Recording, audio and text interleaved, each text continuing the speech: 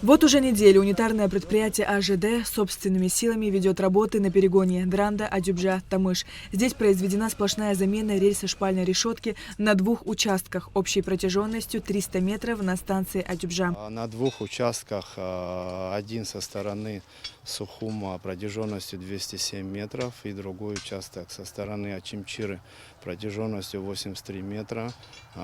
Таким способом мы полностью хотим уйти с дерева на железобетонные шпалы на перегоне Сухум-Ачимчира, так как срок службы у дерева намного меньше, чем срок службы у железобетонных шпал. В принципе, сложностей никаких нет, потому что наше начальство обеспечило нас, как работников ПЧ-части, всему, что нужно по работе. Таким образом, на дистанции Сухум-Ачимчира на главном ходу практически не осталось ни одного участка со сплошной укладкой деревянных шпал, за исключением малых мостов и стрелочных переводов. На данный момент ведутся работы по выправке путей бригадами ПД-9, это Ачимчирская бригада, и бригадами ПД-8, это Дранская бригада.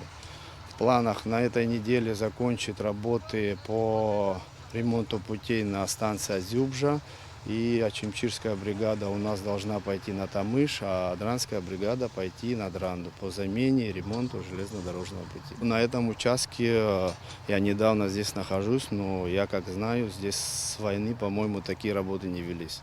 В целом необходимо отметить, что за 2022 год на вышеуказанном участке был проведен капитальный ремонт ЖД-пути протяженностью до 2 километров. По словам Одиссея Ажиба, в текущем году транспортная компания будет продолжать делать все необходимое для увеличения пропускной способности Абхазской железной дороги.